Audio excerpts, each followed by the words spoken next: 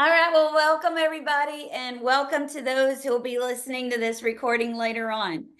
We were listening to the song "Take It Easy" by the Eagles, and I put that song on in there for a reason this morning. And so, just quick history about that song, because I think the words of it are so good. So, you might want to know a little bit of trivia about that song. It was Jackson Brown actually started writing that song, and he had trouble finishing it.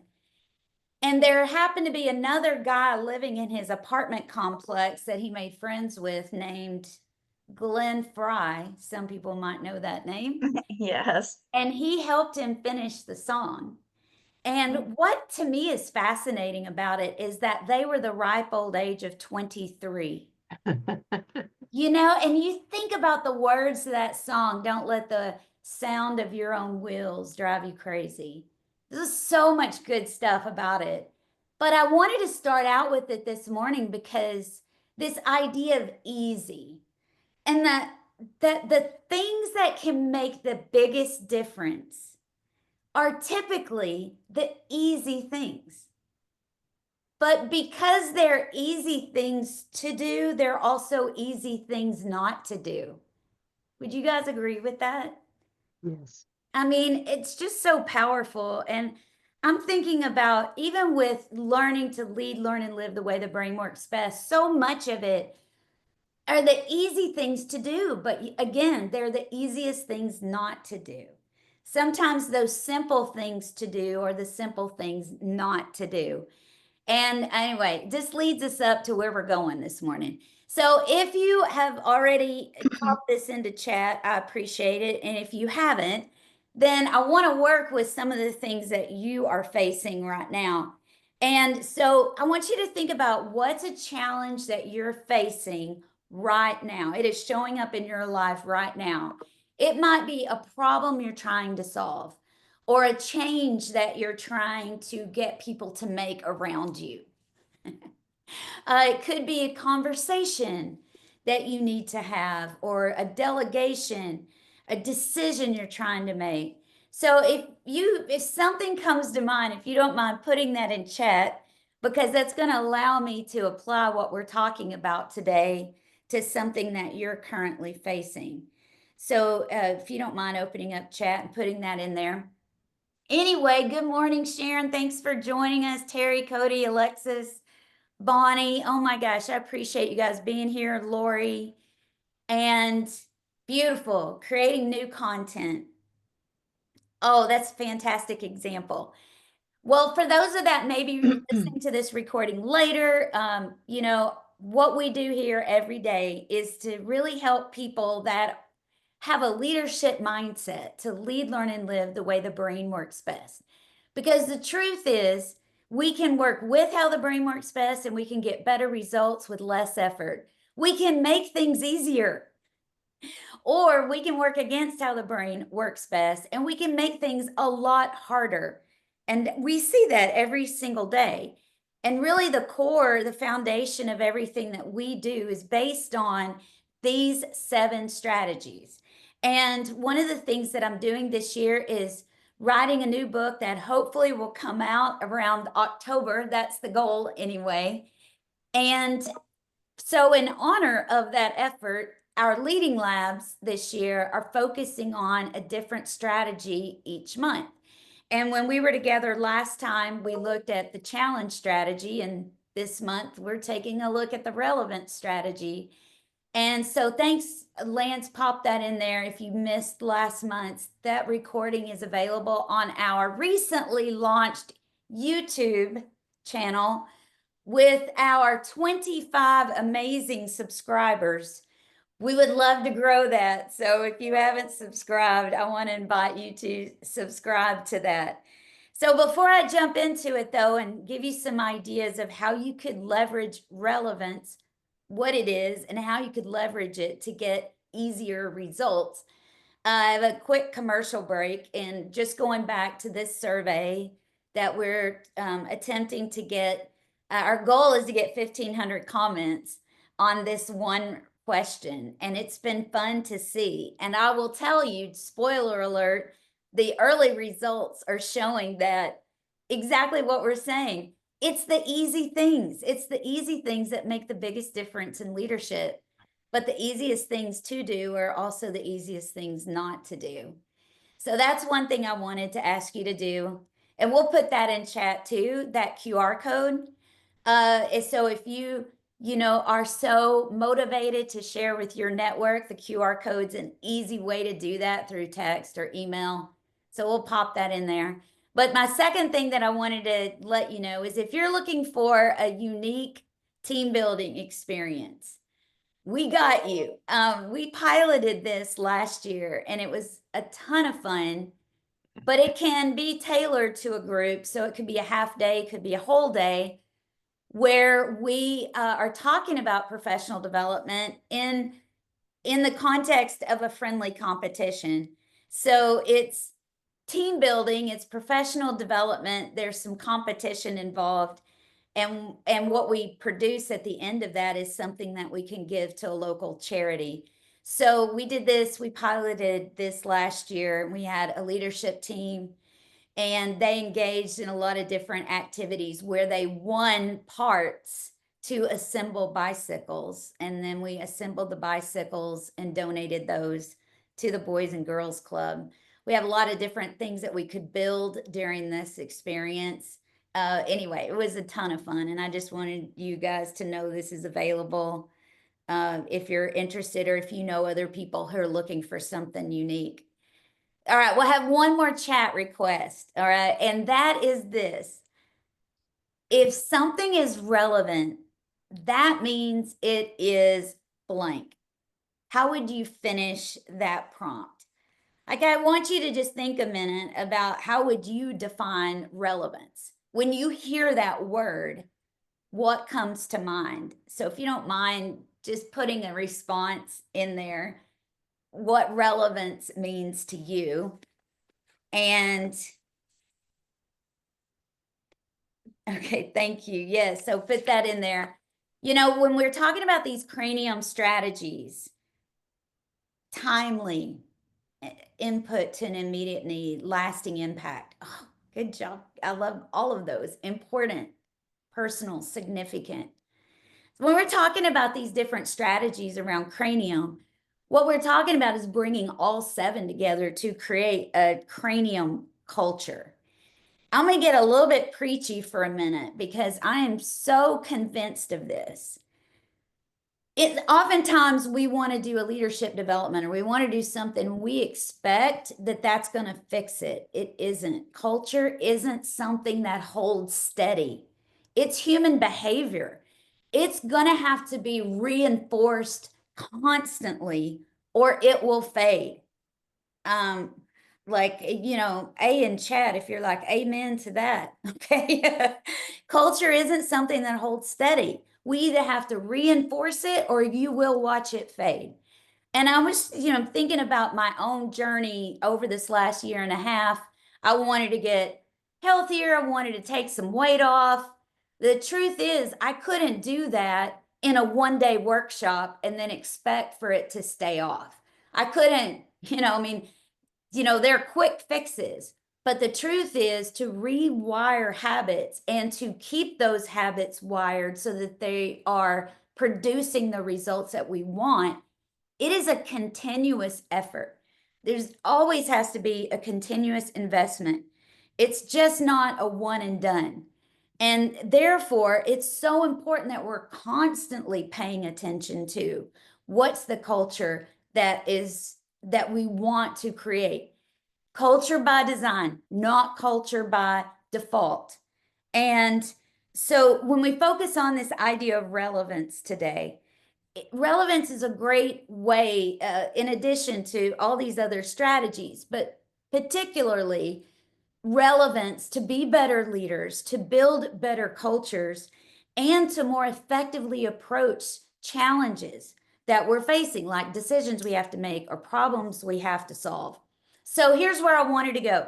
That was a long way of saying this is where I wanted to go.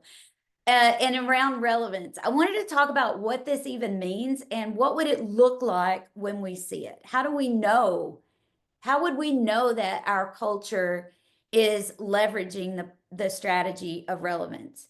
I wanted to spend a minute on why relevance is important to the brain and why that matters. And then the third thing is always give you some practical ideas and some tools that you can take back and use so that you can make things a little easier. And so as we go along, I'm giving away some goodies this morning. So just there's going to be some things popped in chat that you might find helpful. And you guys can interrupt at any time. I have no problem with that. But I know some of you are also driving because it's early, and I'll just keep moving if you don't interrupt me. So the very first place where I wanted to go this morning is, what does relevance even mean? And how would we know it if we saw it? What would that look like? And so I thank you for putting in chat, when you hear the word relevance, important, or personal, and it's meaningful to me, right, Terry? One of the things we know about your brain is every brain is tuned into the station WIIFM. What's in it for me? Is it important to me? I had that happen yesterday. I'm attending somebody's program this week, and I jumped on yesterday, and I listened to about 15 minutes or 30 minutes maybe, and what they were talking about wasn't relevant to me. So I got off, right? It wasn't important. It wasn't personal to me. It's not to say that it wasn't to other people on that class, or today's session might be. It's significant. So great. Yeah, Lance, like it's something that you want to pay attention to because it has impact. I like the lasting impact. It's timely input to meet an immediate need. All great words. And so we want to think about what's the value of that. I like to, when I'm talking about relevance, I guess the short definition that I will use and have in the book is that relevance is about leading with vision and values and building on strengths to accomplish that vision. So it's kind of two parts. It's leading with vision and values, but it's leveraging the strengths of the people to accomplish that vision. And this morning, I wanted to really focus on the part of leading with vision. And the best metaphor I can come up with is the puzzle box. So if I threw a 5,000 piece puzzle out on a table and I said, ready, set, go, let's put this thing together, your first question, or one of the first questions you're going to ask is, what's this thing supposed to look like in the end? And so, Bonnie, I'm thinking about the challenge that you have of creating new content. The best place to start is, what do I want this thing to look like in the end? You know? So I'm going to give some questions in just a minute that might help you with that. But what's the value of having the box, the picture? Like, how would that benefit assembling these puzzle pieces?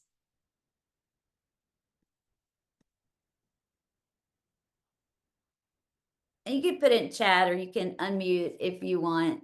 But I just want you to think about that for a minute. What are all the ways that seeing the box impacts how we go about pulling these puzzle pieces together?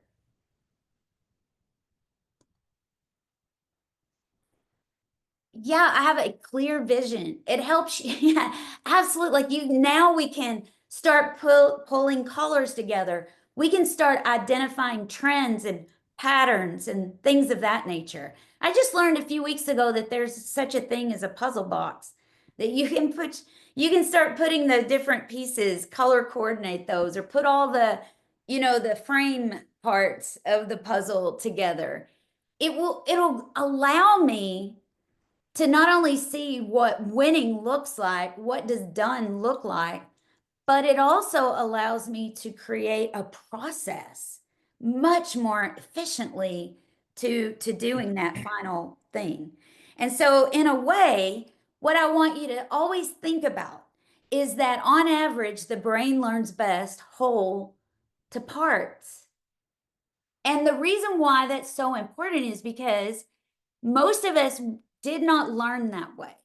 Oftentimes, when you're going through school, we teach exactly opposite to how the brain really processes best. We learn all these random rules, right?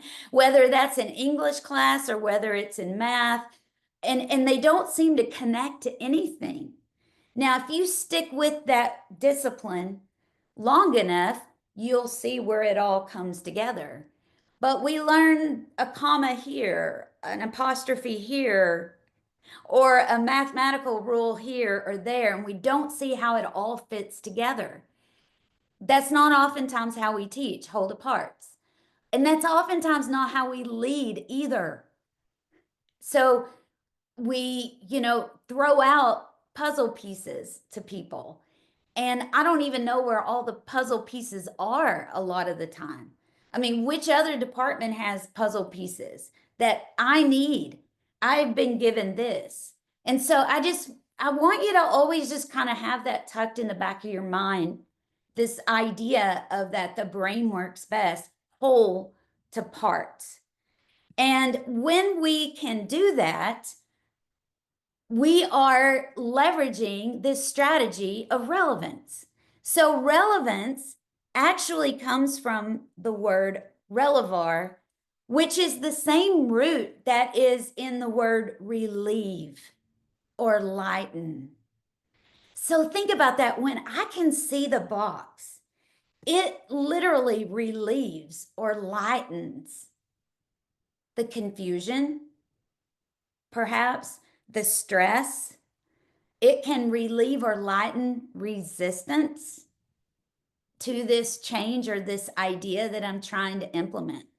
So relevance is almost like an easy button, if you will. It just kind of relieves a lot of tension and stress. So if I am working in a culture, what would make me say they are embracing relevance? What kinds of things I would be seeing? First of all, people know the purpose and meaning of their work. They know how it's contributing to something greater because they've seen the box. Therefore, they're more likely to collaborate because I know where the pieces are. Like if I show the box, whether that's in a delegation, if I start a delegation with this is what done looks like, you have a lot more freedom and autonomy in how you go about accomplishing that end result. So people are much more likely to feel empowered. I think there's greater accountability and buy-in because I know what we're working towards, and that what we're working towards is something that means something to me. And the process that we're going to use to get there is much more efficient because we've all seen done. We all know what winning looks like. And then I think about what's the opposite. Well, if that's a relevant culture, then I'm just putting over here an irrelevant culture, one that is not relevant rich. And here's what you're going to see. You're going to see people that they don't understand, they don't even know if there's a big meaning or purpose behind what they're doing. They're unclear expectations. And when there's unclear expectations, I don't really know what's required of me or if what even success will look like here. What we get then is a lot of confusion, and your brain does not like confusion. So therefore, we're experiencing a lot of resistance. In fact, people start looking for an enemy right here, when their brain's under threat. So therefore, you've got departments that probably are not aligned. They're probably competing for resources and they're not working in tandem.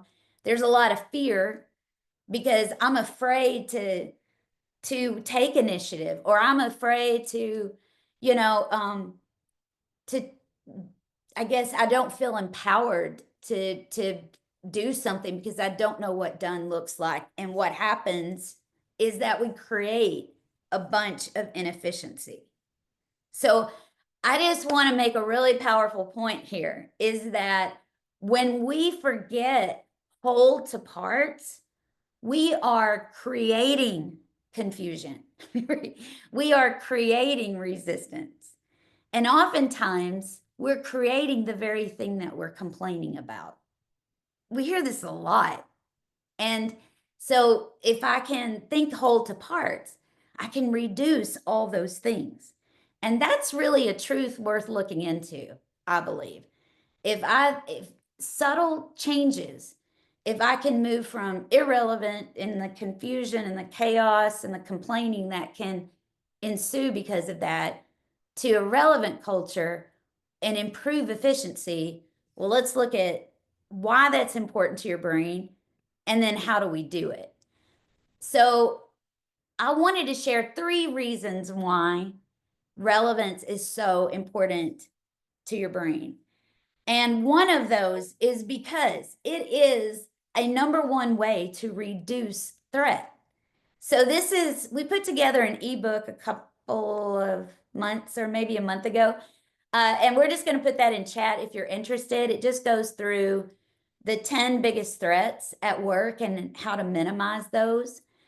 And relevance is one of those things. So in our research and all the years that we've done what we do, here are typically the top 10 threats in the workplace. Last time we talked about negative threat. Negative threat is not motivating, it's demotivating. It's when there's confusion, we're anticipating an adverse consequence, and then we don't feel like we have a lot of choice and voice. And so these are situations where those 3 criteria are absolutely triggered. The number one threat being social rejection. I don't feel a sense of belonging or contribution to this group. And you can, look through, there's low trust or there's a perception that I can't trust. Change can trigger negative threat, obviously, because change triggers uncertainty and discomfort. Unclear expectations when I'm not sure what's expected of me or how I can be successful. A lack of resources, risk of loss, humiliation, micromanaging, favoritism, a lack of meaning or purpose. So as we look through this list, if I can see the box, right? If I can see what winning looks like, I can reduce all of these threats. I can see that there's a bigger purpose at work. I have a better understanding of why decisions are made the way that they're made. And if I know what winning looks like, I've got, again, a lot more freedom and I feel empowered to take initiative. If I can see what winning looks like, I can see what resources, what's expected of me. I can see the purpose behind this change. I'm more likely to trust because I know what we're operating off of and where we're going. And so, again, one of the reasons why relevance is so important is because it's a quick way to minimize almost every single one of these threats in some way or another. Another reason why relevance is important to your brain is because it engages emotion. Remember, we aren't thinking individuals who happen to have emotions. We are emotional individuals who happen to think. And we can engage emotion in a motivating way so that there's purpose and passion behind what we do, or we can engage emotion in a demotivating way so that there's more threat and it increases resistance. So I'm showing you the Javelin missile system for a reason. Many years ago, early on, when I was doing what I was doing, I was at a manufacturing facility and I was creating training. And part of how we were doing that was interviewing the workers to see what their day-to-day was and how we could help them be more efficient in what they were doing. And I'll never forget talking with someone who had 25 years at this facility. And I asked her, where does this part ultimately go when it leaves you? And she thought about it for a minute and she pointed over another part of the plant and she said, it goes to packing. But the part that she last touched, she was quality inspection. The part that she was inspecting was absolutely critical to the accuracy and the precision of the Javelin missile system. There was a much bigger box than just sending it over to packing. And when you think about if we can engage emotion, and she realizes that she is contributing to something much greater and that there's impact to her work and the decisions that she makes. What a missed opportunity to engage emotion in a motivating way. And, hopefully give her more pride in what she does every day and maybe more attention to detail in what she does every day. So that was like, it was a light bulb moment for me of the missed opportunities for creativity and innovation. Perhaps if she knew where it ultimately went, it might spark ideas to make the process more efficient. Who knows? And we hear this a lot with different people in different ways. I'll give you another example. Someone that I was coaching a few years ago was complaining that he had a team of people that weren't entering patient data quickly enough. And when I just dug in a little bit deeper, what we discovered was they didn't understand why it was important to get that patient data in at the time they were asking for it. They didn't know that there was a meeting at the end of that week where physicians were sitting in a meeting, looking at that data and using it to create treatment plans. So sometimes by not showing the box, we forfeit the right to complain sometimes when we have failed to show the box. We always have to look at a result that we're not liking and ask, how might I be creating this result? And oftentimes we have failed to show what winning looks like. So relevance can minimize threat. It engages emotion so that there's meaning and purpose. But the third thing I always like to reinforce is that relevance reduces confusion. I mean, honestly, I think confusion might be our biggest problem. And if confusion is the problem, clarity is the solution. So for that reason, I think about clarity is like a breath of fresh air. I don't know if you ever feel those moments of overwhelm. Bonnie, you might be like in creating your content.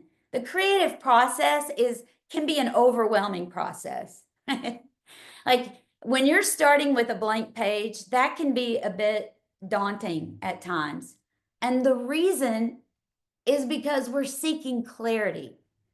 And clarity is just like going, I got it. Even if the answer is no. Even if what we're asking for, we don't get. I don't know. But the idea is that we're at least clear.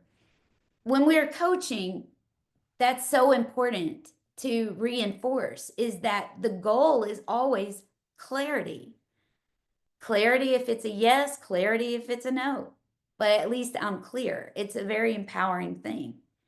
And so, a few reasons why that's important to the brain. Okay, now I'm going to skip to how do you put this into practice in really practical ways? Well, the first thing is you've got to clearly define for the whole organization, what does done look like? How will we know when we're winning? And part of that is getting really clear on what is the mission?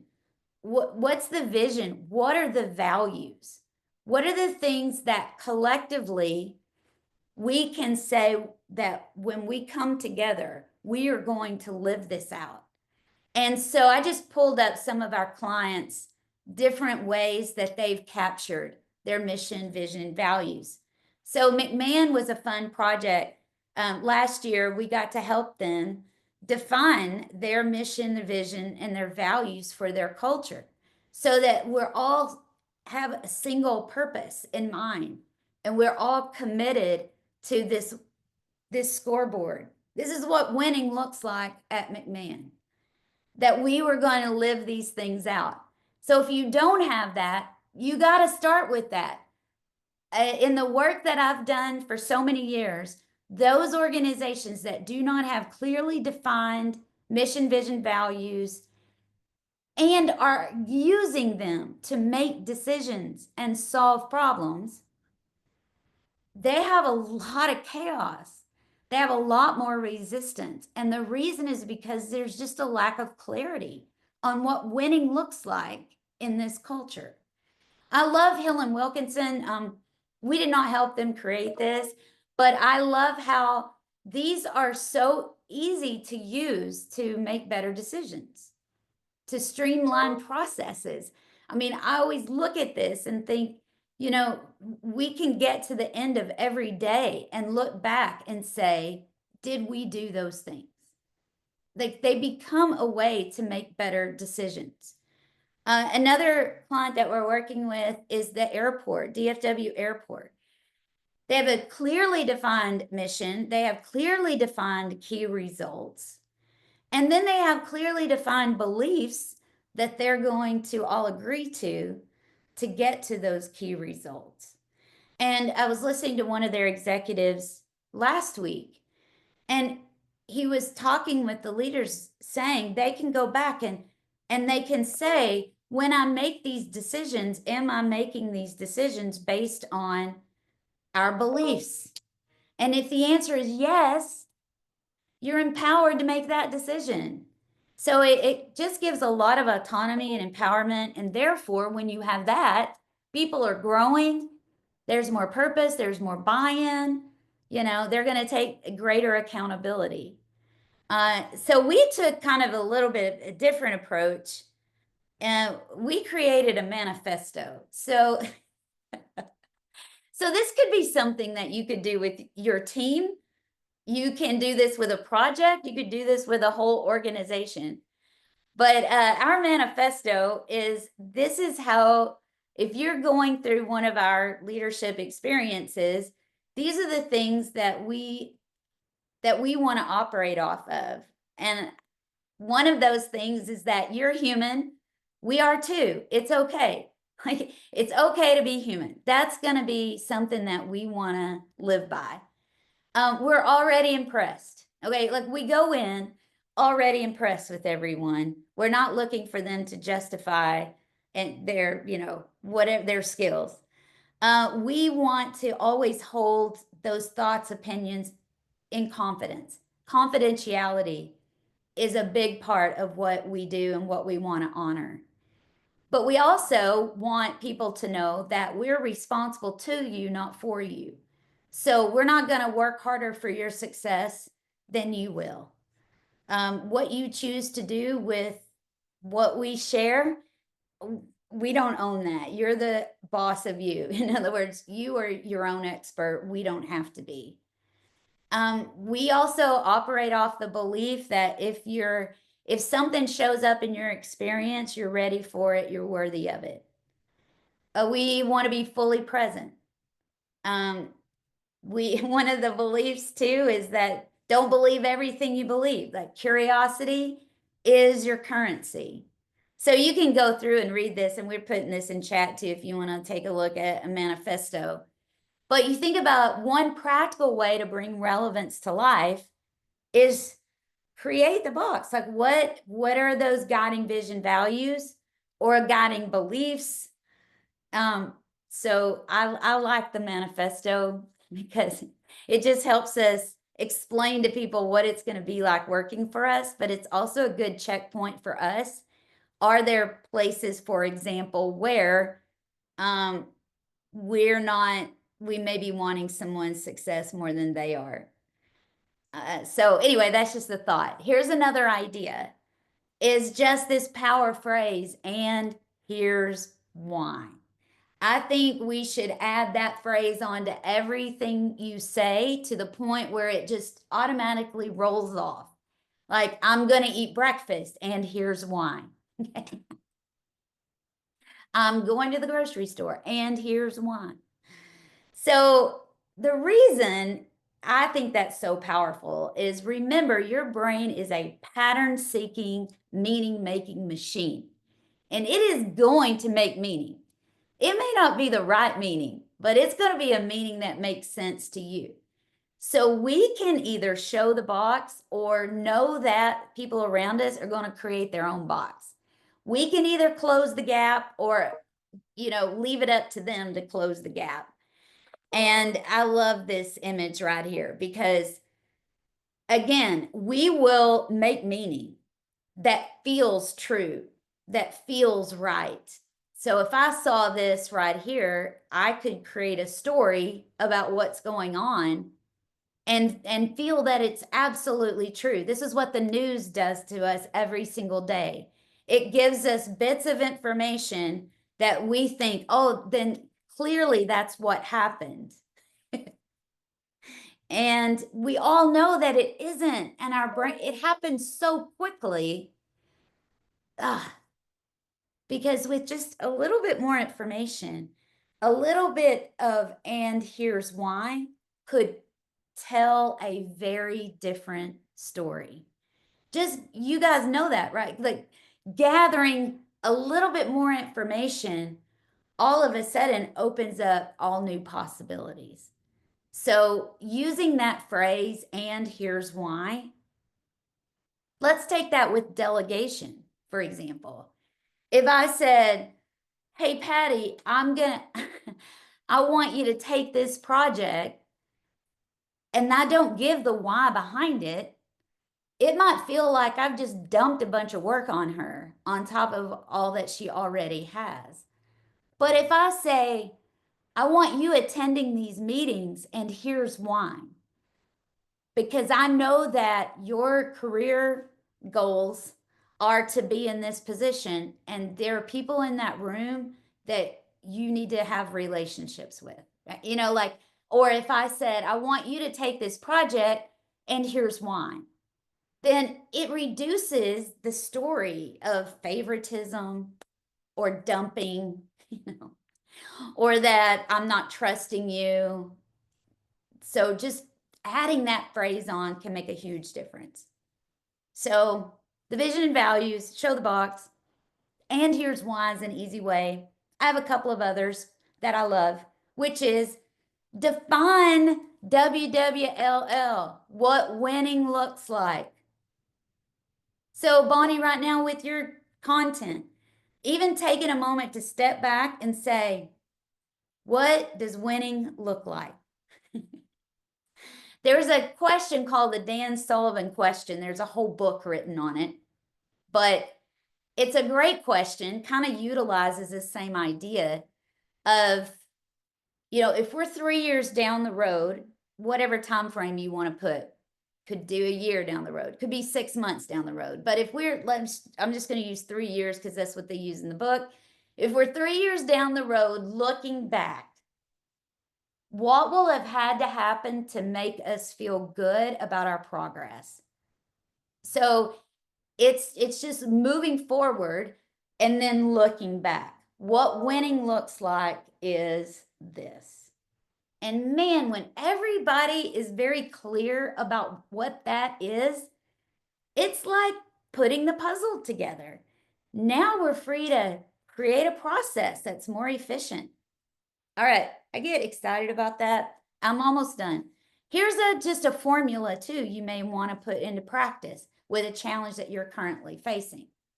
In this situation, I think that's so important. And I've got the boxes here on the picture for a reason. Like, maybe that's not what you ordered. Maybe you didn't order this situation and you didn't even want it, but it's in your living room. Okay, so in this situation, with all the good, the bad, the ugly, with all the constraints that came with it, winning looks like blank, so that blank. So try this formula. So if I was thinking about, maybe pursuing doing some work in a particular industry, maybe that's the challenge. How do we get into this industry? Well, there's a lot of constraints there, but winning looks like having conversations with decision makers so that we can offer the right solution in a timely manner. So play around with this because you can use this personally as well.